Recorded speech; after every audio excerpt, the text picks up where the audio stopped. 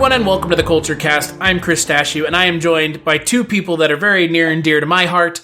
The host of the one-season show, Jess Byard. Hello. And recent award winner. More awards just coming your way. It's true. I mean, for our advertising awards. Still counts. My secret life of advertising. My secret advertising life by Jess Byard. And we are also joined by our good friend, straight from the West Coast, the writer of the Mothman Prophecies, and a current writer on DC Titans, the one and only Big Richard Hatem. Hey, you guys. Big Richard from the West Coast, you're on 24 AKM. What do you got to say for us, big guy? Oh, boy. That's right. Yip. Boy, we could just be the worst radio show on the planet. Just play no music and just scream at each other all the time. So, you know, like radio.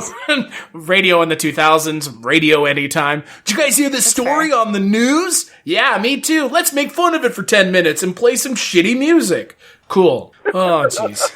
Yeah, I've got like an aversion to the radio now at this point. If I get in my car and my phone doesn't immediately connect to my Bluetooth, I'm just like, nope, I can't. No!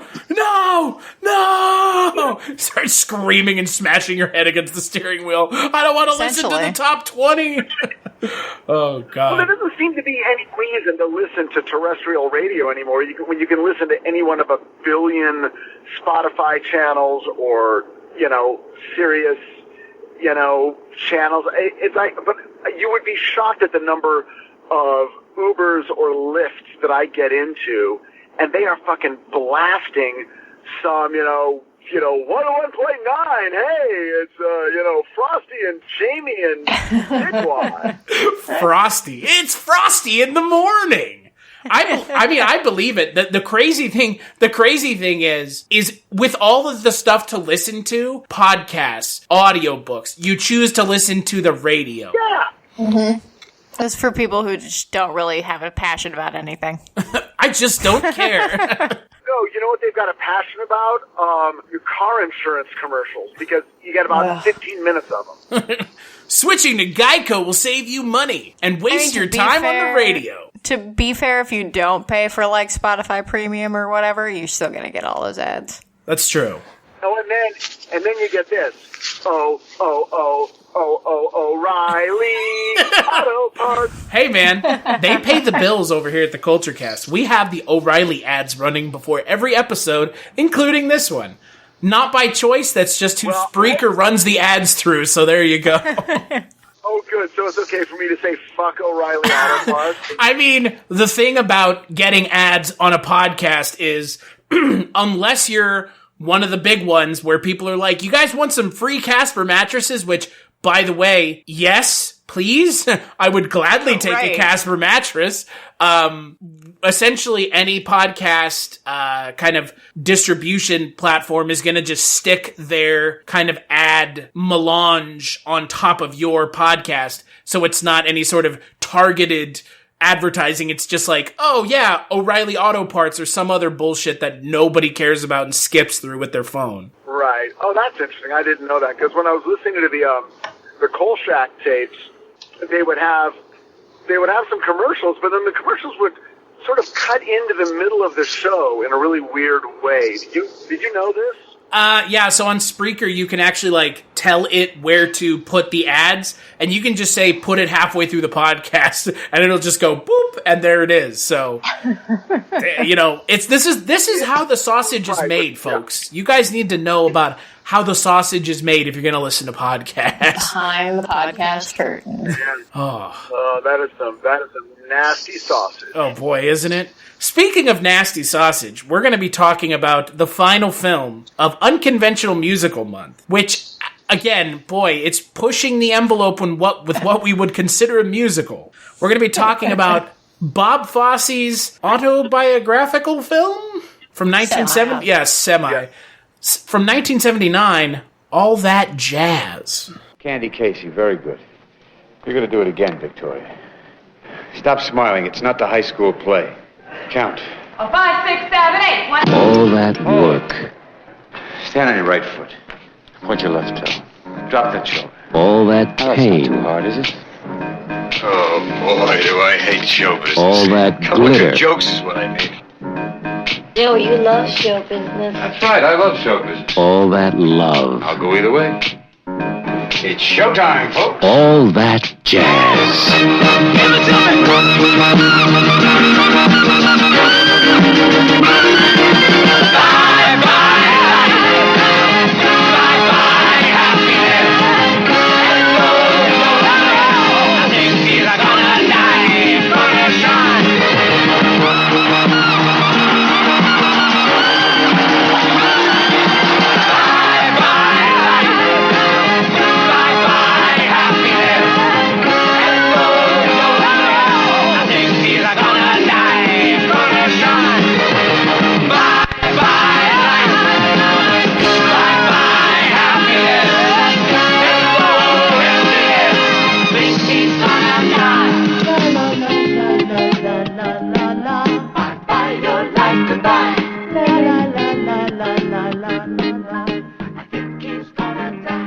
I was just going to say it's autobiographical, except spoiler alert, you know, in the movie he dies at the end, but I'm pretty sure Bob Fosse was alive when he directed it. So yeah, that's a real thinker. But it's really, oh god, we'll get to it. But like you said, it is directed by Bob Fosse.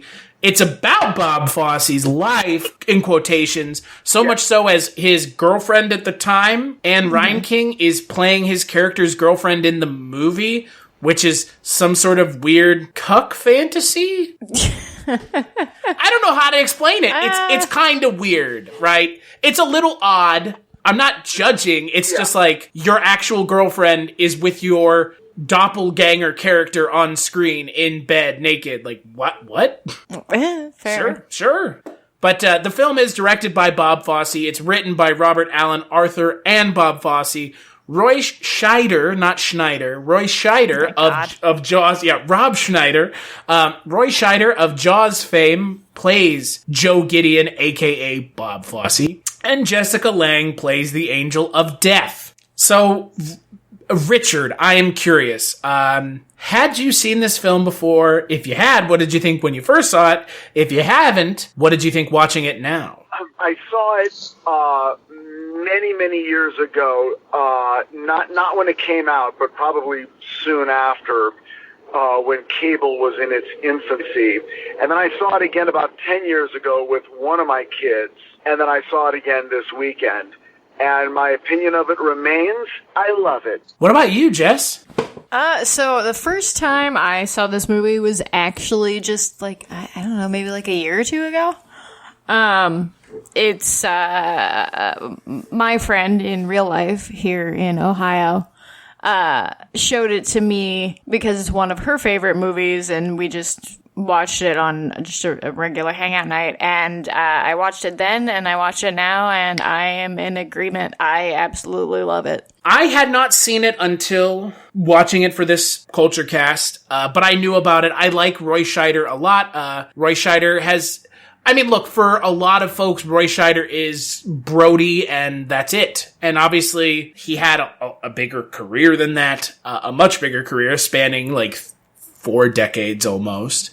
And, you know, just calling him the guy from Jaws, which I think a lot of people would only know him as Brody, is unfortunate because he has a lot of range as an actor. Enter All That Jazz, which is a film that, and the three of us are content creators. One of us works in Hollywood, one of us works in the film industry in Akron, and one of them sits here at their computer typing in a silent room by themselves like an asshole. The three of us all create content and are invested in what we create, and watching this film is very relatable in ways. In a way that I kind of expected it to be relatable, but it's a lot more relatable than I thought it was going to be, for a number of reasons. But yeah, it is, I want to say that this is one of the weirder films that I've seen in a long time, but I think it's weird because of the stuff surrounding the film, not the film itself. The film is rather straightforward, but a lot of like the fact that it's a film about Bob Fosse's life, a very small period of time in his life, that's directed by Bob Fosse, and he effectively predicted his own death, is really kind of bizarre, but at the same time, only Bob Fosse really could have pulled this off. And I mean, it makes sense. Like, it's like, well, Chris, first of all, we're all writers, so we all spend a significant amount of time sitting in a silent room typing away like assholes. Well, I'm not going to condemn everyone else to being an asshole. I just know that I am an asshole. But no, this... Well, you're not... See, Richard, you're the lovable asshole. I am the, like, smart aleck asshole that people either love or hate, and there's no middle ground. You're a lovable guy, Richard. But yeah, this movie is... Yeah, the reason that my friend showed me this movie is for that exact reason that you said, Chris. It's painfully relatable at times. Like, this is a movie about... I mean, it's a movie about show business. It's a movie about somebody who's hugely ambitious, very dedicated to their career at the expense of pretty much everything else in their life. Which, I mean, Sure. I'm sorry, I wasn't supposed to talk over anybody, but I just got too excited. So when you guys say it's relatable, I assume you're talking about kind of the way that the character of Joe Gideon was portrayed as being obsessed, like a perfectionist, a workaholic, someone who would like almost, literally, figuratively work himself to death. I mean, I don't know. Is that what you guys are identifying with? Yeah, for sure. I mean, that on my end, definitely. I mean, it's not that he's just, like a workaholic in just any job. Like, you can be a workaholic in many professions. But the fact that he is he's Bob Fosse, right? So he's a theater guy and he's a filmmaker. And so he's just super ambitious and has all of these projects that he's juggling at one time.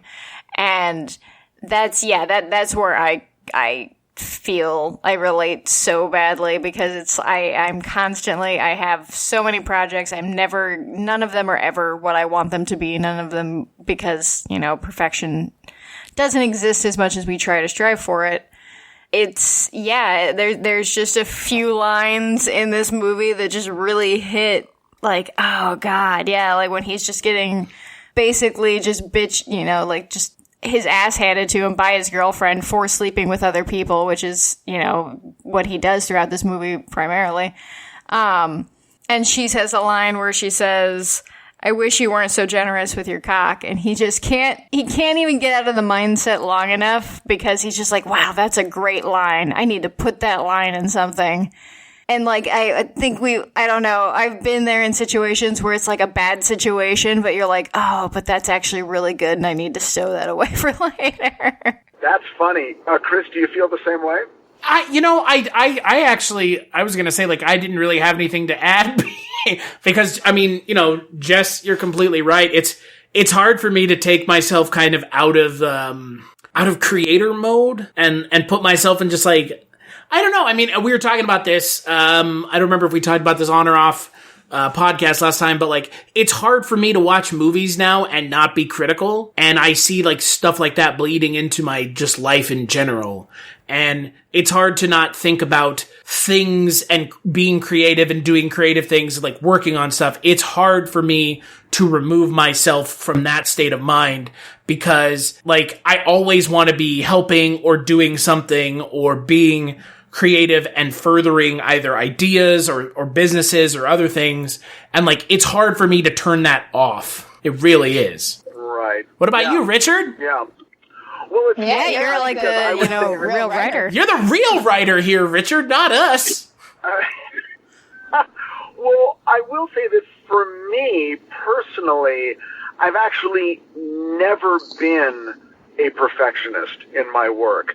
And when I say that, what I mean is my definition of a perfectionist is it's not that I don't strive to do a good job, but a perfectionist is someone who almost it's a neuroses. It's an inability to ever put something down and stop working on it because, oh wait, I can, like you'll hear people say, like a director or an actor might say, oh, I never watch my movies because if I do, even 20 years later, I'll go, oh, I should have cut that scene differently, or I should have done something differently. And I'm like, I don't do that. Bizarrely, once something is done, I take a weird level of joy in looking at it and going, that's awesome. If I didn't like it, I've gotten over it, and if I did like it, I still like it. Also, I'm not an obsessive personality. I'm not unlike Joe Gideon, I'm not on Dexedrine. I don't smoke. I don't fuck around. I don't, and I actually don't work on a lot of things simultaneously. And all of those things are kind of tropes about creative people, like, oh, he's that type. But I do enjoy watching it. It is portrayed so perversely entertainingly by Roy Scheider and Bob Fosse that I will never get tired of watching that little montage of the pill, the cassette playing, Roy Scheider, taking a shower and feeling like shit, and then putting himself together with the eye drops and finally going, it's showtime, folks. Yep. Yeah, no, I see everything that you described as your vision of perfectionist. Yeah, that sounds about right. I'm super neurotic. Yeah, I'm right there with you. Obsessive personality, absolutely. Well, obsessive personality, absolutely. Yeah, and it does. Obviously, it's not stopped me from working and entirely, and I have managed to write some things, but it has prevented me. I'm still, everything I look back and that I've done, I am like, yeah, I should have done this, or I could have done this better. And it has, been a hindrance from time to time, and I do wish I could just have that, like, kind of finality with certain projects. Maybe eventually I will get my discipline to a better degree, but at this point now, no. Well, and I'll say that I find that the personality trait of perfectionism is sort of a separate thing from the quality of it's not like a perfectionist always does great things, or a perfectionist always works a thing to death to the point where it loses all of its, spontaneity. A thing just becomes what it is for a million different reasons. You just either, it's more of what your life turns out to be. You're either sort of a slave to that process, and maybe you have a hit and maybe you don't, or you're not a slave to that process, and maybe you have a hit and maybe you don't. My goal in life was never to be a great artist, as is proven in all of my work. My goal was... Whoa, Richard, whoa. Don't rag on yourself like that. My goal has always been to have fun, and to have a fun life doing the job that I wanted to do. And it's taken me 20 years of therapy to very carefully separate out those two things and figure out a way. So I look at something like this and I'm like, wow, it's a cautionary tale. I'm glad I'm not Joseph Gideon, because that would be sad. Although when I die, I want to do it in a musical number with Ben Vereen. Well, that I agree with you on 100%. I will tell you, though, and I've probably told Jess this, and I have the evidence to back this up, I firmly believe that I will, and hopefully, fingers crossed, it'll be the one episode that matters. I will die mid-podcast. I'm going to drop dead mid-podcast. Well, I'll just think you got disconnected like Chris. Hello. Yeah, but here's the thing. See, now that you said that, that's why I will always... See, now I will do any podcast you want, because I have to increase the odds of being on that podcast, because I really want... But see, here's the thing. A couple years ago, when Captain America Civil War came out, I was in the throes of really awful appendicitis. And I did a podcast with while my appendix was turning my body sideways. I puked during the podcast. I literally had to run to the bathroom, puke, and then come back and continue to podcast. And then that night I went to the ER. And then that night I went to the ER and I got my appendix removed the next morning. So I firmly believe I'm going to die in this chair. So the whole end of this movie is hardcore. I'm not hardcore. It's just I don't know. I'm devoted to the craft of podcasting, probably to the detriment of my own well-being, which is fine. But like you, true American hero. I don't know about that. But the way I look at losing yourself to your work. Yeah, exactly. But, that's kind of where I see some of the bleed over with all that jazz and like what you were talking about, Jess, being a perfectionist and losing yourself in your work and really throwing yourself into your work is the character of, let's just call him Bob Fosse because that's who he is. He does have a name, Joe Gideon, but he's pretty much Bob Fosse. There is a lot of things in this movie that as a content creator who is a perfectionist, is someone who loses in their work, it is a cautionary tale. And at the same time, you also realize, you look at the people around him in the movie, he's pushed everyone away and can't even get out of his own way to be successful. He essentially alienates himself from everybody in his life because he's such a fucking asshole. Right, and a narcissist and an egomaniac, and yet portrayed in. I actually think Bob Fosse does a very good job. Let's say it's not about him. Let's say it's just a movie and about a character, and Joe Gideon's the character. He does a very good job of portraying a guy with a lot of really shitty personality traits, but we are charmed and entertained by this guy and love to watch him. I never was like, oh, fuck this dude. I was like, no, I gotta see this. I'm into it. Yeah, I agree. I think that a lot of that is, I don't think that Joe Gideon is a malicious is an intentionally malicious person. And I think that, he's a guy who he's an anti-hero, I guess, if you want to throw an archetype on him, but he's just this guy he's dedicated to his work. That is his life. And honestly, he wears it on his sleeve. So people, he at least is honest and upfront about it. And, we see him with his daughter, who's one of like the three women that's represented in his life in this. And he tries, he really tries with her. He's a choreographer and he's a dancer. So we get to see him interacting with her and dancing with her. And yes, he has to cancel on her because he has to work and he has to do all these things. But he's all throughout this movie, he's genuinely at least trying at some point to be a decent person and trying to get around these, flaws that he has as a character that are deeply ingrained in him. We do learn, a bit of why he's sleeping around so often. And it's because of sort of a traumatizing event that happened to him when he was 14. It's in part due to that. And that sort of takes away he's just an asshole womanizer, just all men are pigs sort of thing. He just has character flaws because he's a person.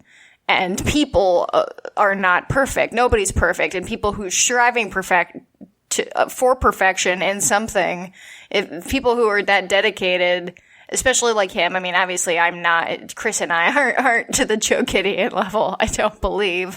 But, people who dive that far into it, that's their life. That's what makes them them. And yeah, sometimes that kind of makes you the selfish, self-centered asshole because you gotta cancel on people to make sure that you can get your show done in time. And like you said, you were watching this whole time and we want to you might want to dislike him, but it's hard to because he is trying and he's just making mistakes like people do. And he's at least, genuine about everything that he's doing pretty much, at least for his own, purposes. He's not genuine with his girlfriends, but that's fine. Okay, so my question is this. So the movie that he's working on within the movie is clearly the movie, or it's supposed to be Lemmy. Right. Which is a movie that Bob Fosse and Dustin Hoffman, and so there's a version of that. What is the musical? What is the play, the that he's working on? What is that? I don't know, is it Cabaret? Well, in real life, it was Chicago. Oh, well, I suppose that makes sense. Yeah. In real life, Lenny and Chicago were the things that were coming out at the same time. Got it. Okay. That makes sense. Okay. I mean, yeah, that's another thing that this movie has going for it, especially for me, is I like movies that have theatrical dance in them. Oh my God, I so agree. I'm a guy, I cannot sing, I cannot dance, and it's that era and that style of Broadway theatricality I really find interesting and watchable. Oh, yeah. So, just watching all that dancing and it's just like people who are so physically talented, it's like watching gymnasts and circus performers. It's like I never get tired of it. I'm so impressed and admiring of their ability. Oh yeah, like it just like I watch it and I like you, I don't sing, I don't dance, I don't do any of that, but I would love to be able to dance. Like I would love to take dance classes just to try and learn how to do some of that stuff because yeah, just watching the movement, watching how several sequences in this movie, obviously it is a musical partly. It's like a musical within a not musical movie. Like all of the musical sequences essentially are hallucinations or dreams, right? So aside from when he is, when his theater troupe is performing for the producers, which I thought was really cool. I was like, that looks awesome. Yeah, it looks great. I mean, they did that whole sequence is, I would just have that just on loop in the background somewhere because it's gorgeous. Everybody in that fucking thing is, super sexy and everybody's super talented. And it's just the energy that comes through performances like that when nobody's talking, nobody's, we're not acting, we're just performing this cohesive movement, and I dig it. Yeah, and clearly the meaning of that sequence in this film was, like, I think Bob Fosse pulls it off. His intention was, okay, and now I'm going to show this brilliant piece of musical choreography, and I'm going to have the producers not get it at all. Yep, and that's another, relatable. I mean, currently, in my life, I have been working in video production and, independent filmmaking for the last few years. And yeah, I've brought ideas and things like that I just think are absolutely fantastic. And then you read them to somebody or you try and discuss them with somebody and it just doesn't click and you just want to die. Like you just want to tell them just A, they're completely fucking wrong, and then B, also go crawl in a hole and die. Yeah. Chris, I don't know. I'm still here. I just don't. Are you alive? I'm alive. It happened, guys. It finally happened. I died. You died on this podcast. You predicted it just like Bob Fosse predicted his own heart attack. Fuck. Good God. How he dies on this one and not Wild at Heart, I'll never know. Boy, right? And here's the thing about this movie versus everything else that we've talked about, Richard. This is a really good movie. Mm-hmm. Hey, I like Wild at Heart.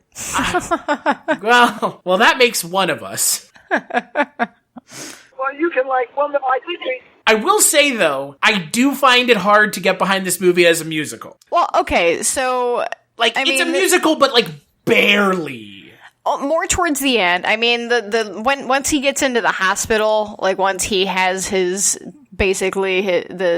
angina that pretty much keeps him in the hospital for the rest of the movie, then it becomes more of a musical because we're going into his hallucinations, which I mean, I love it. And this is, and I guess Chris will do this. My Eye of the Duck is this whole sequence where he's in the hospital going through the 5 stages of grief and all of that. He's directing his own just farewell tour essentially. And I don't know, just the idea of this workaholic who even in his fucking hallucinations, he can't give it a rest.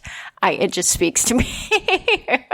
Well, even in his own ending of his own story that he's choreographing himself, yeah, he doesn't even want to there's that moment where he's I don't want to die, and then it's immediately gone. Well, that's acceptance. Yeah, I know, but it makes so much sense with his character because it's so quick that doesn't really faze him as much as it would faze most people. Right, yeah, because he's just like, that's just another part of life. Okay, fine. I will say that the very final song, I don't love. That's actually not, I could do without that last bit there. But, yeah, I agree. I mean, it's a musical more towards the end, and it does have musical sequences in the, in a traditional musical sense, in that, like, the songs are telling you the story, that's what they're as opposed to, say, something like Moulin Rouge, where they're just kind of just singing songs that we know without really having a whole lot to do with anything. So Jess, you're talking about Bye Bye Life, Bye Bye Happiness.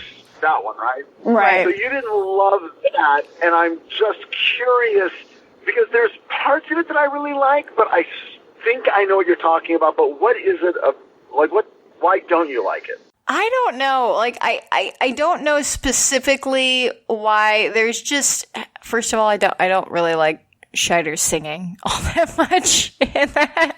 Yeah, Roy Scheider's singing is not great. No, it's not. But I don't know. It just feels a little. It kind of feels just tacked. I don't know. Maybe tacked on. Maybe heavy-handed. I don't know. It just cartoony in a way that other things weren't cartoony. It is kind of. It is overbearing. Mm-hmm. I agree with all of that, and weirdly, I think it is the only time Roy Scheider sings in the movie. Yeah, I'm pretty sure it is. It's not a triumph. No, it's not. And I mean, hey, you know what?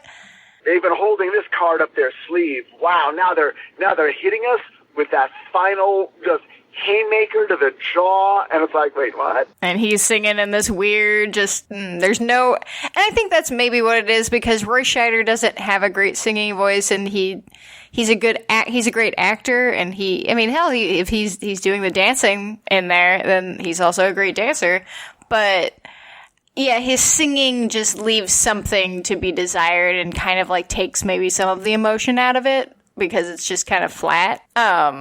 But yeah, that's really if we could just get rid of that last little sequence there, or at least make it shorter or small. I don't know, something.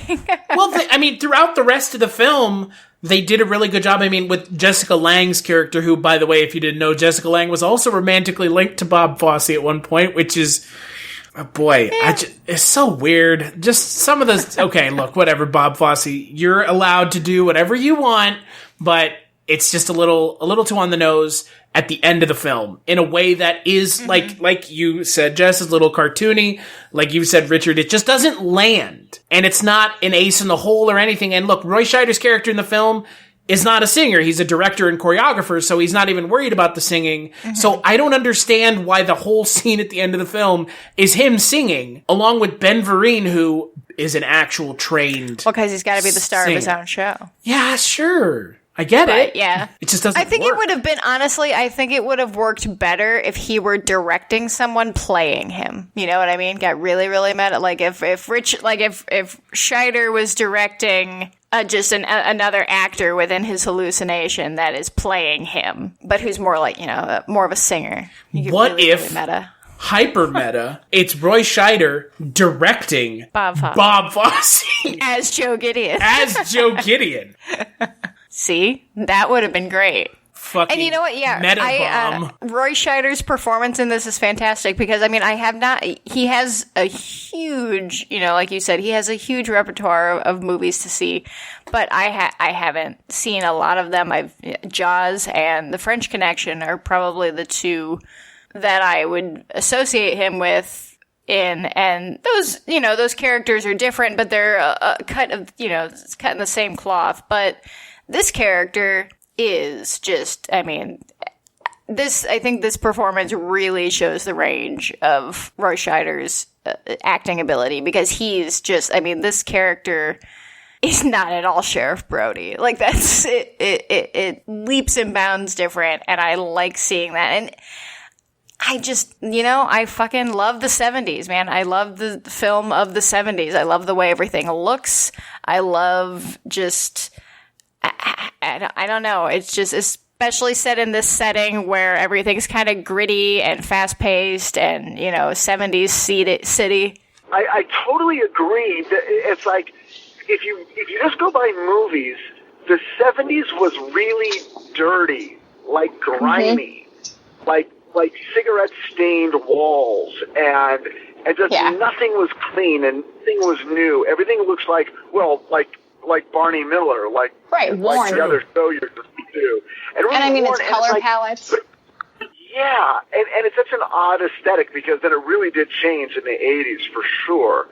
But I do, and by the way, I'm the only one of all three of us who was alive in the 70s, and I got to tell you, it kind of was dirty.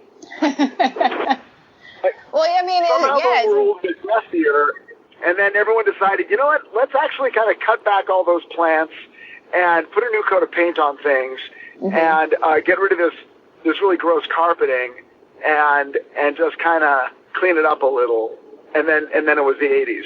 And everything got really plastic. By the end of the 80s, things were a little cleaner, a little bit. From wood paneling to plastic. And a lot of neon, too. Yeah. Fuck yeah, neon. Yeah. I do like the fact, speaking of Moulin Rouge, which we should never talk about it ever again after this podcast, this was the last live-action musical to be nominated for an Academy Award for Best Picture until Moulin Rouge. I mean, I guess I can't really think of a lot that came out between... I mean, I guess there were a bunch in the 80s, but... I mean, were there? I don't know. Like Streets of Fire. I mean, musicals were a big thing in the golden age of Hollywood. And, when they were, musicals and everything was hugely costumed and all of that. And I love it too. And then the 70s, we had sort of more of a resurgence of like more, rock operas and things like that. Phantom of the Paradise and Tommy and, I mean, that's... Cabaret came out in the 70s. Cabaret.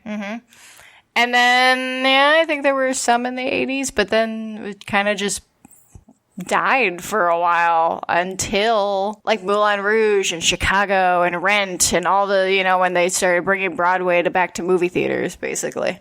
Well, and that's I can't think of it. Like, I mean, what was a big musical of the 90s? The Beauty and the Beast. Sort of the Disney movies and the Disney animated movies, and Lion King, stuff like that. But I suppose those were the dominant. Not a lot of live action stuff. I think Chicago was the one that brought back live action.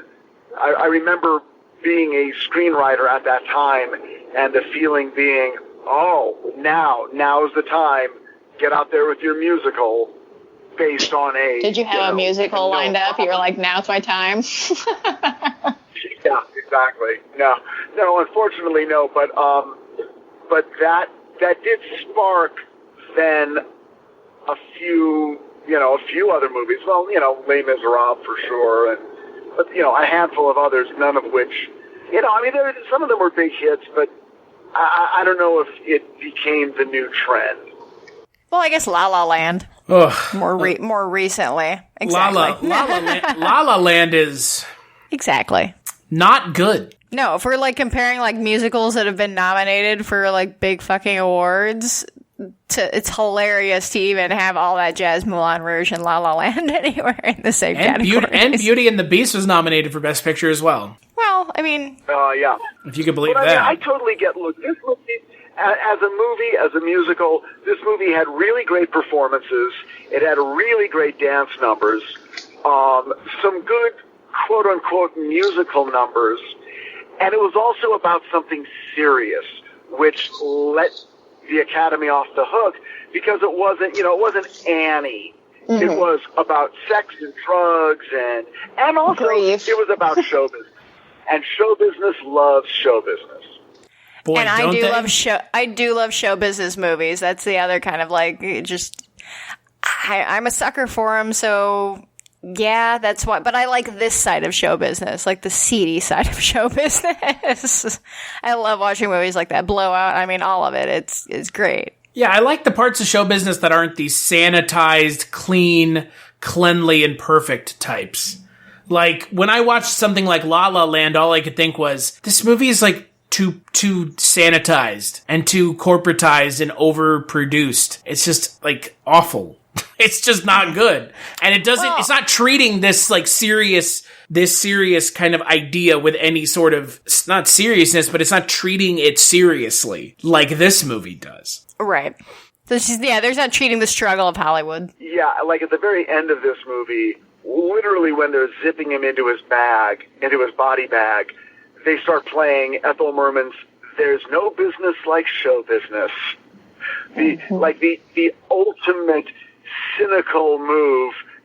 I mean, this movie ends as cynically as you possibly can.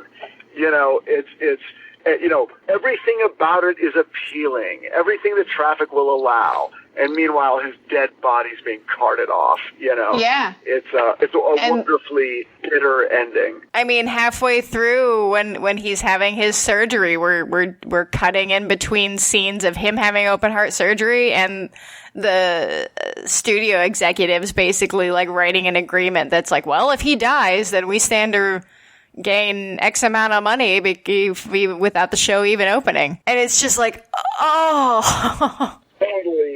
Totally cynical touch that I loved. Oh yeah, and I mean, it's there. Like that's how, once you get up above the line in certain jobs, that's how they view things. I mean, you're just a line item. Yeah. And if you're a problematic line item, then yeah, it's like, oh well, if we've already figured out a way to make money on this without actually having to go through the heartache of doing it, let's just hope that Gideon dies. Yeah, which he does, and so I guess they get all their money, but...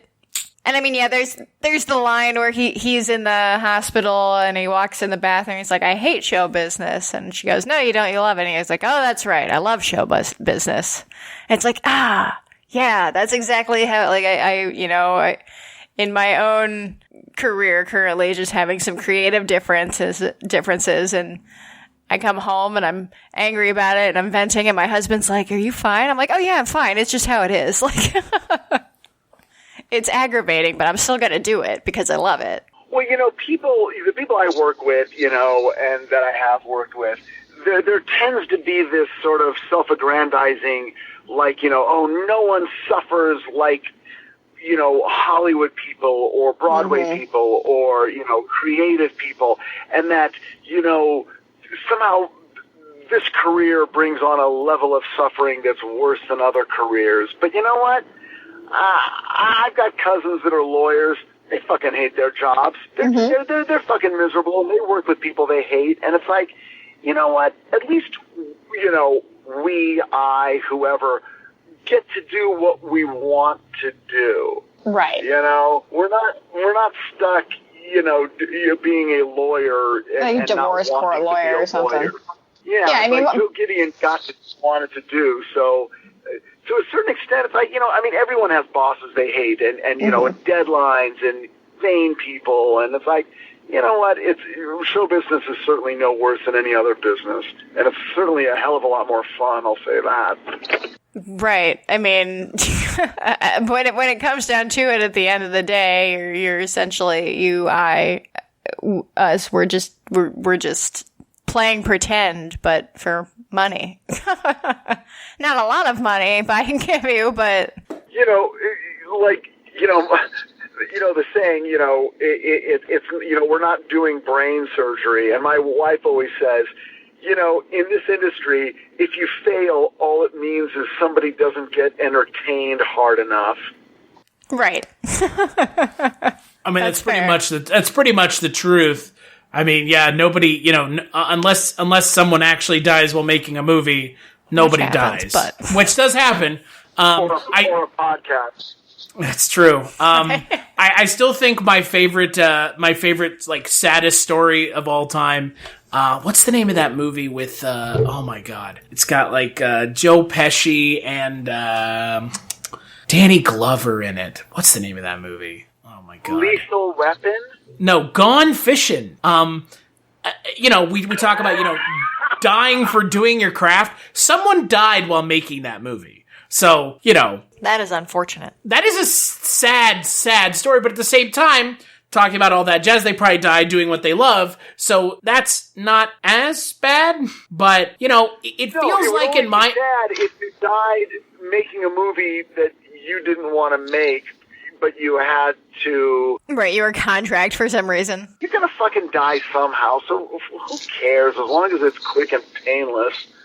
Which I think for me, that's kind of like the big takeaway from all that jazz is... Like, I don't feel bad for the character of Joe Gideon because he died exactly the way he wanted to. Yeah. Like, he knew it. He brought this upon himself. Like, he couldn't get out of his own way long enough to not do what he was doing. And if he did get out of his way, he would probably have died anyways because he would stop creating.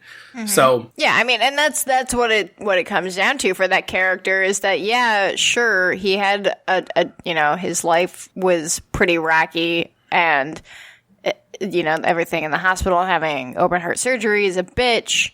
But if he were